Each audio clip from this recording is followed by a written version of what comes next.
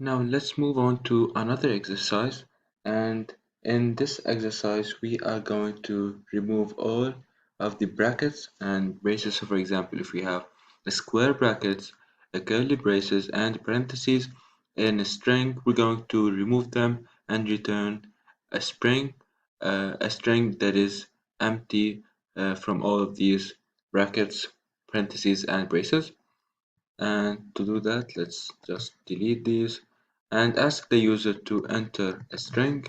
In this case, instead of enter the number of element, enter the string. And first thing we are going to do is to create our own string. In this case, I name it B. And in this string, we are going to have all of the brackets, parentheses, and curly braces. And after that, we are going to pass through every character in the string we got from the user and check if this character is in B. If this is not the case, then we are going to add it to our newly created string. And let's create this string. So let's name it final, and it will be empty. And we're going to pass through every character in input, and we're going to check that if this here, so if this character is not in our string B, then we're going to add it to the final. So final will be equal to final plus this C. Then after exiting this for loop, we're simply going to print our output, and this is our final string. And in this case, let's run this, enter a string, and let's suppose I entered Hadi, hello, hi, and good. And let me run this. We're going to get Hadi, hello, hi, good, without all of the characters we used in the string B. So what did we do here? We created our string B in which we stored all of the elements we don't want in our new string, and then we passed through all of the characters in our input, and if this character is not in B, then it is surely not one of the elements or one of the characters such as parentheses, square brackets, and curly braces. So it is safe to add it to our final string, and we keep on adding until exiting this for loop and finally printing out our result. Now, speaking about strings, let's create another program that takes as an input a string of words and then print out the words in an alphabetical order. And to do that, first of all, we are going to ask the user as usual to enter the string.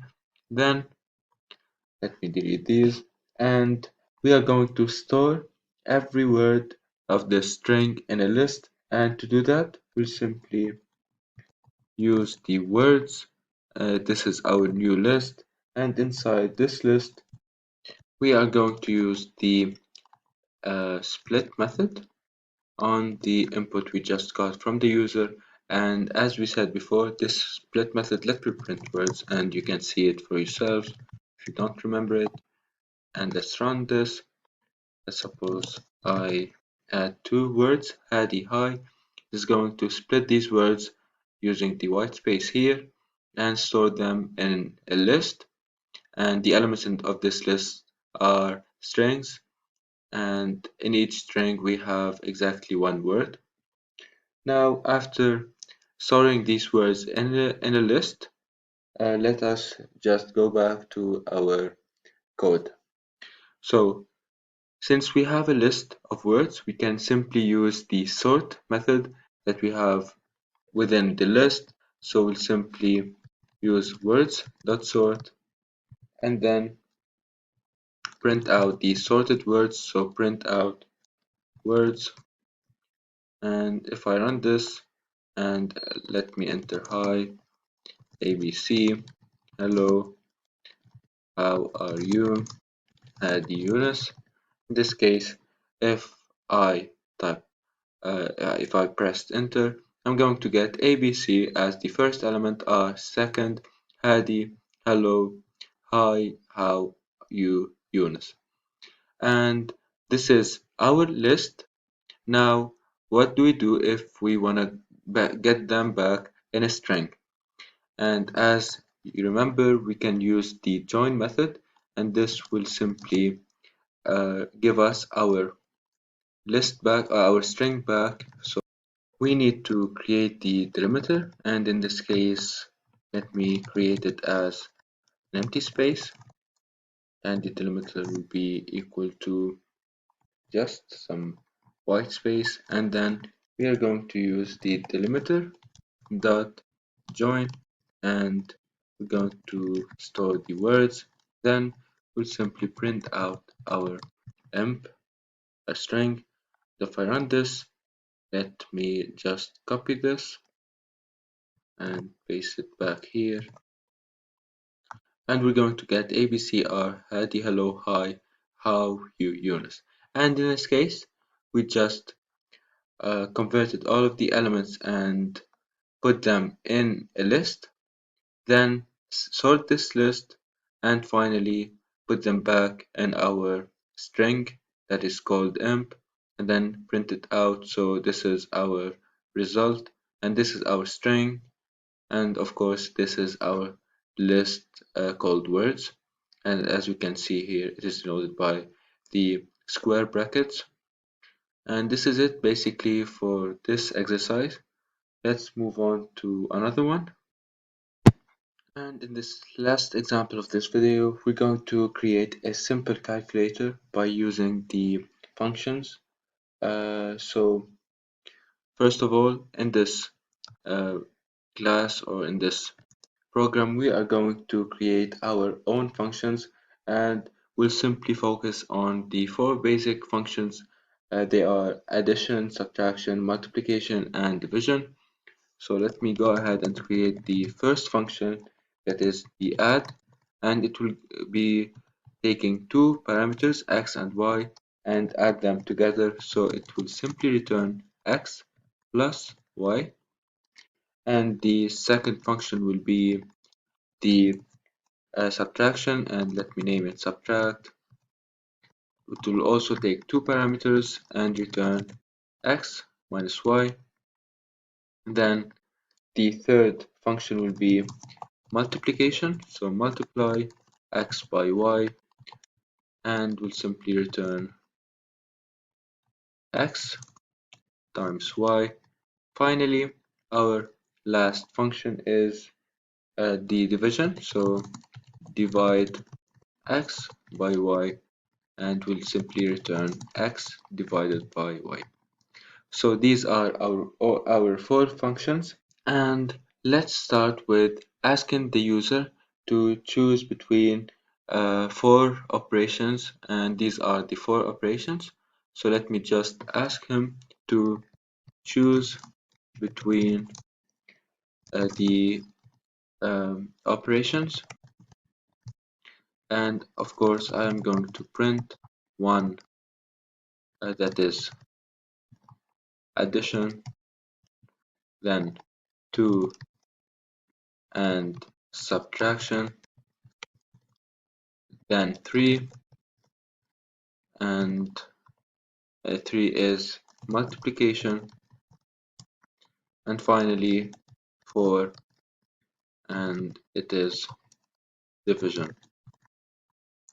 Now, after choosing, we are going to keep working and until the user enters something, and let's suppose we're just going to ask the user every time he enters until he enters the word done. And in this case, so while true, I will simply sort the choice he chose now in a choice, and in this case enter your choice as 1, 2, 3, and 4. So I already gave him in the beginning to choose between operations, and I said that addition is 1, subtraction 2, multiplication 3, division is 4, and then we're going to store the input in choice. And now we're going to check if the user enters one of the four numbers, 1, 2, 3, and 4. So how do we do that?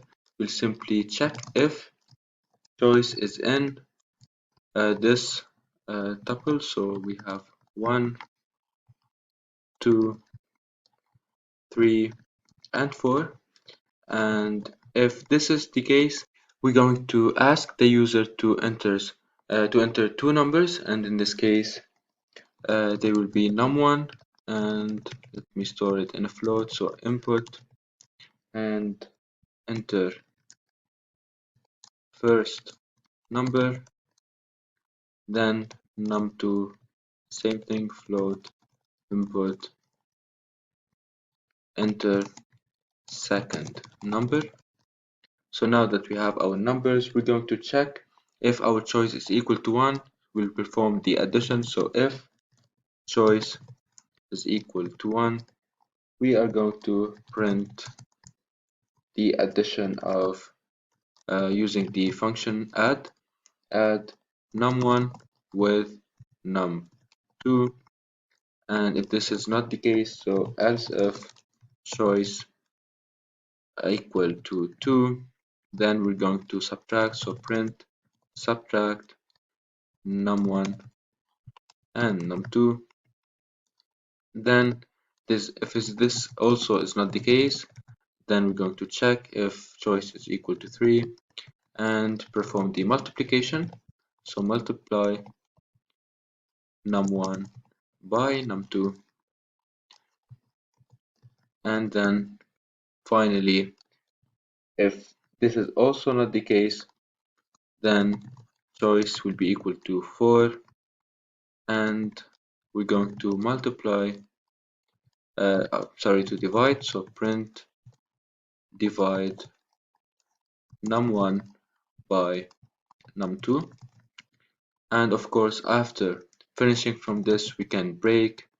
However, if our choice is not one of these four numbers, we are going to ask the user one more time to enter a number by printing out that this is an invalid and going back to this while loop, and then ask him again to enter your choice between 1 and 4. So if I run this code, I'm going to run this one more time. Sorry, let's run. We're going to choose between the operations addition, subtraction, multiplication, division, and in this case, if I enter 5, this is an invalid number. I'm going to enter your choice one more time. In this case, I'm going to choose 1. So the first number will be 4, the second will be 7, and I'm going to get 11.0. Now, if I want to have the multiplication, I will choose 3. So 44 times 6, I'm going to get 264. Let me try one more. So the division is at number 4. So 12 divided by 4, I'm going to get the number 3. Now our code will only perform, as you can see, will only perform one operation at a time. So we can't run this, we can't use it until we run this again. So how do you fix this? We can simply create a while loop, or we have this existing while loop and we can modify it so we'll not exit it until we have the user to enter some character or some letter. And in this case, you can modify it and work with it and see if it works. So this is it basically for the calculator. It is a very simple one, and you can create much more complex ones using the functions and methods we learned earlier in our class. With that being said, this is the end of this example, and see you in the next video.